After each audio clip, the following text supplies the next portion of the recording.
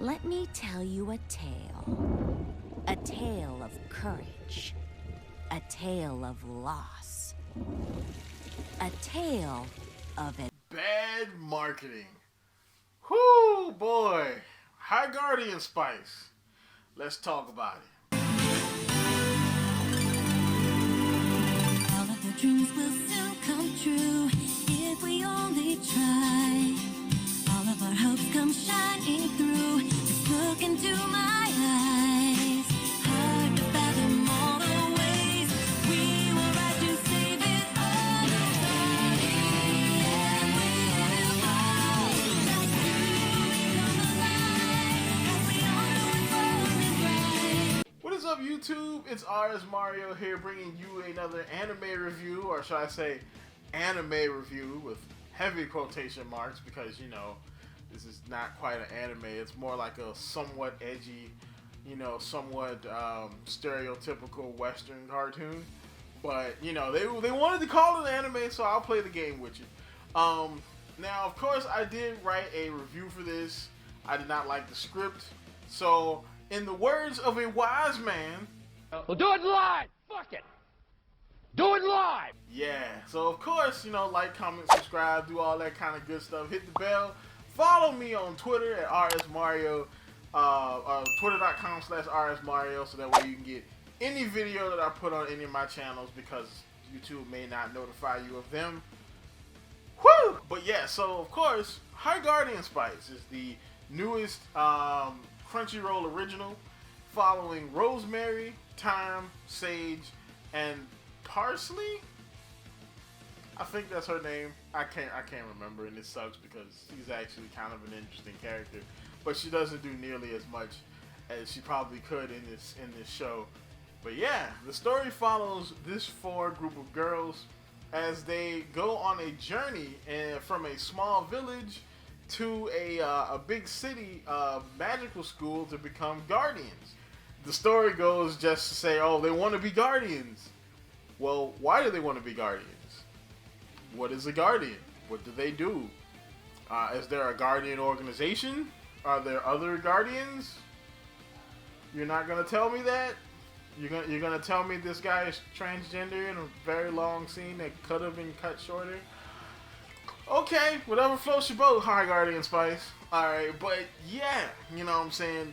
That is essentially the story. And the story pulls from a bunch of different tropes, like, you know, a bunch of different tropes of the fantasy genre. It also pulls directly from a bunch of different shows. Like, there's a lot pulled from Ruby. Like, the four girls pull a lot from Ruby. There's a lot pulled from Little Witch Academia. There's a little bit of, like, Magical Girl, like Madoka type of stuff. Especially how the show kind of flows. How it starts off as this kind of almost like kids show, and then it goes into like, oh, people getting stabbed, a dragon gets gutted, like people die, like, okay, it gets dark. You know what I'm saying? And this show right here is the biggest lesson you could learn if you're a writer from this show is pacing. And of course marketing, but I'm gonna get more into that a little bit later. But the pacing for this show is ridiculous. And I know what they were trying to do. They were trying to set up the characters so that once all the bad stuff starts to happen, you would care for them. I care for the characters, and I want to see a season 2. But getting past the first 5 episodes of this show is a chore. But yeah, I didn't think there were things that were harder to get through than the first 4 hours of Last of Us Part 2. But the first like hour and a half or 2 hours of my High Guardian Spice, bro, that makes the first 4 hours of Last of Us 2 look like playing Stardew Valley out this piece. Alright, he looks like watching Lamb Chop or something. It's so slow.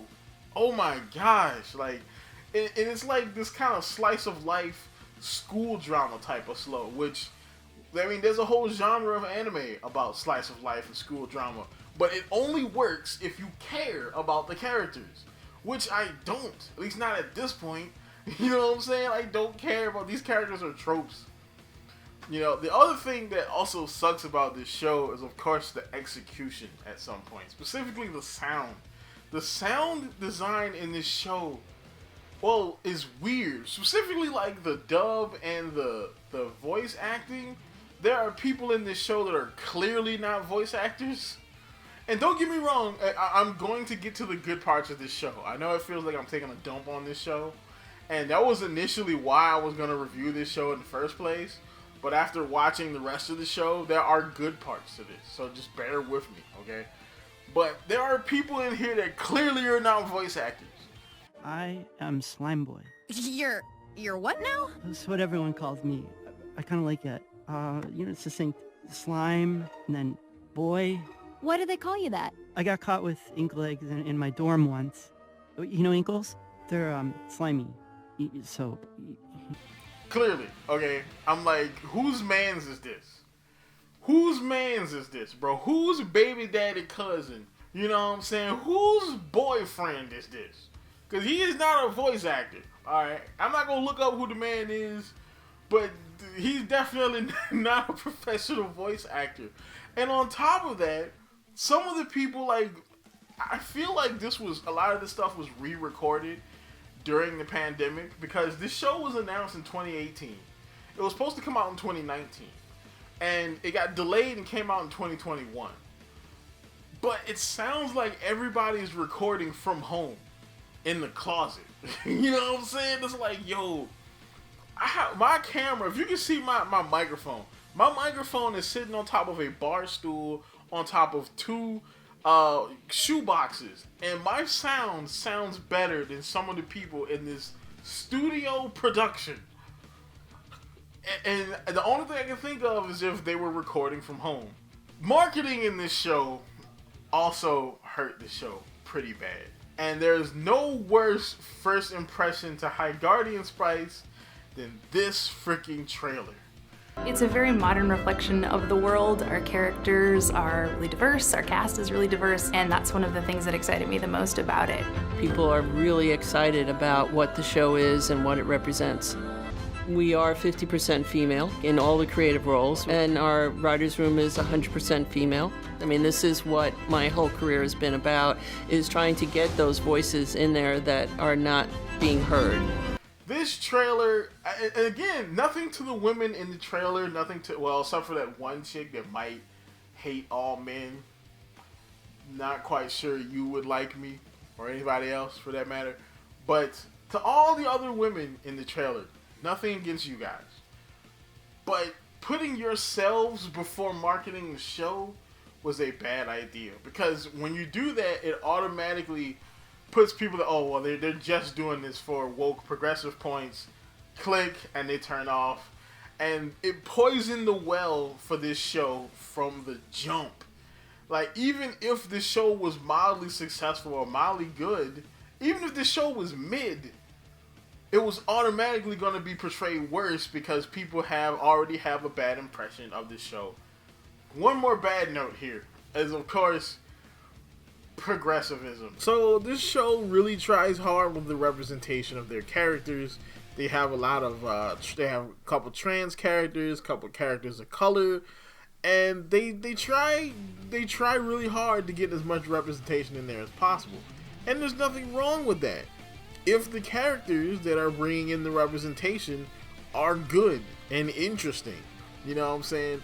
And the thing is, people don't hate diverse characters because they're diverse. Most people hate these woke characters, these diverse characters, because they suck. Alright, Miles Morales is interesting. Like, the movie Miles Morales, the one from the Spider-Verse, is probably one of the best iterations of Miles we've ever had. And guess what? People like him because of it. It's not just because he's black and Puerto Rican or whatnot. They like him because he's interesting. I guarantee you, if they wrote Miles like you know, saying they write some of the characters, like Crunchyroll writes some of the characters in this show, Into the Spider-Verse would not nearly be as popular as it was. So, stop writing crappy characters. I want good, diverse characters. Give me some interesting black characters, and I'll be on board. But there is some high points to this show. And the only way I got to those high points is, of course, I was watching the show, and I got to episode 4, and I went to sleep. I was done. I was on the couch. I was out. And I woke up, and there was a fight. Somebody got stabbed. They gutted a dragon got gutted. Like, he got gutted. All right, I'm like, bruh, what happened to this show? This show went from slice of life to like...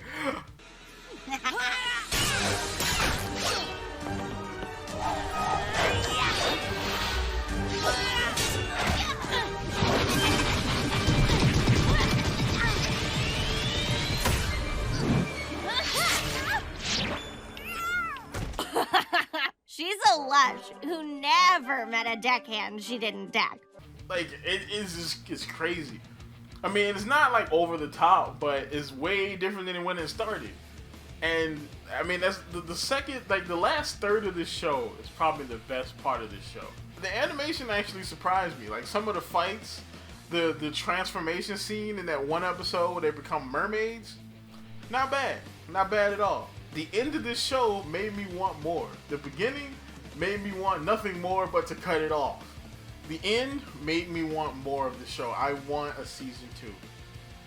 Like, look, Crunchyroll, I mean, hire me, bro. Hire me. I will work for cheaper than all them other writers, and you can still say it's progressive because I'm black and I'm fat. You know what I'm saying? So, this show gets, alright, so this is editor me here, and I was like, you know what? I was gonna go ahead and just I wasn't gonna give this a grade, but I'm like, nah, can't really let that slide. This is getting the D. Alright, it's getting this deep. Mainly because the show, they had, like, Crunchyroll was too big of a company with too big of a budget, and they had too much time to do a show that came out this badly executed. And the last thing is the ramifications. I mean, because if there was a female creator that would come out with a show that has an all-female cast and it has some LGBT or diverse characters or whatever, that actually is good, it may not get funded because they tried that. They already tried that before with this show and it didn't work. So yeah, it's getting this deep.